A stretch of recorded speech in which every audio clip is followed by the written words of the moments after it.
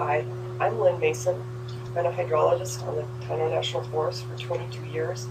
And I'm going to talk about water resources and watersheds on the Tonto National Forest. The Tonto National Forest was originally established for watershed protection purposes.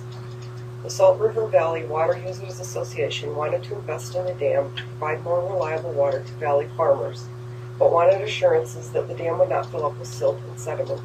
They asked the federal government to manage the watershed to protect it from overgrazing. So the Tonto National Forest was created in 1905 and Roosevelt Dam was built. In 2010, the forest received national direction to assess the condition of our 6 code watersheds. Research developed an assessment protocol that includes these 12 indicators.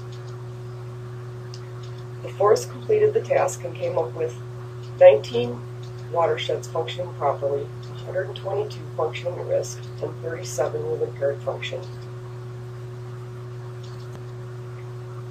This is a clear representation of our 6 code watersheds. A 6 code watershed is typically between 10 and 50,000 acres, and we assessed about 178 6 code watersheds.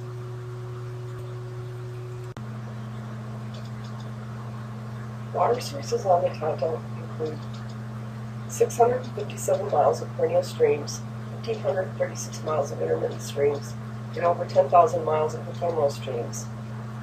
These numbers are approximate as we are still analyzing our GS data and layers.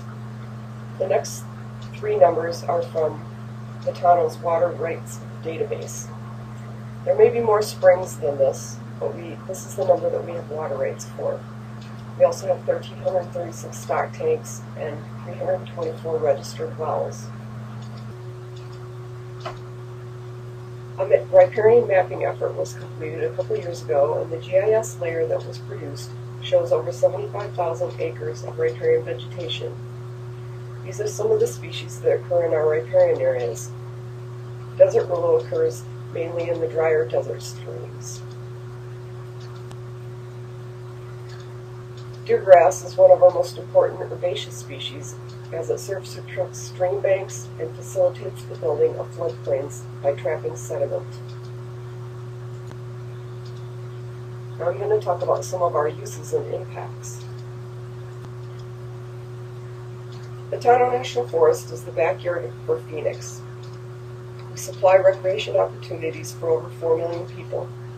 Tubing on the Salt River is a popular summer activity.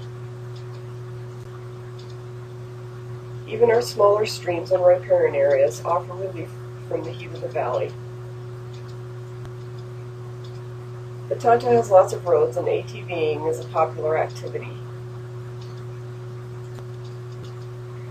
Mining is a big use on the forest.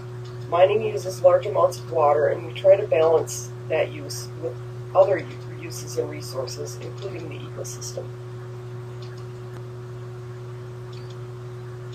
There are lots of numbers about the percent of wildlife that uses riparian areas and for how much of their lives, but basically, most wildlife uses riparian areas for some portion of their lives. Range is a large use on the Tonto, and most of our water rights are for stock use. We also have some summer homes and private in-holdings that have water rights for domestic purposes. Fire is a large impact to our watersheds. Some ecosystems like ponderosa pine evolved with fire, and we tried to manage fire in those systems for the benefit of the ecosystem. Other ecosystems like the desert did not evolve with fire, and we try to suppress fire there. Floods are natural and can have positive and negative impacts.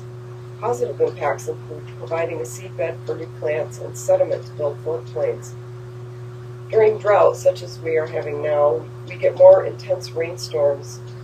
Those can cause higher than normal flows, which erode banks and scour riparian vegetation. We have quite a bit of data for our streams and riparian areas. The data may include anything from photos and comments to cross-sections with numbers. Most of the data we have started in the 1990s, but some goes back to the 40s, and is included in our range files. The Tonto has also developed a condition assessment, and we've assessed condition on over 410 stream reaches. We've found 94 stable stream reaches, 183 impaired, and 133 unstable. The Tonto Water Rights Database has about 3,700 entries, including water rights, claims, federal reserve rights, well registrations, and non-appropriable waters. In 2002, we started an inventory of all our sites. The inventory includes photos, GPS, condition of development, along with other data.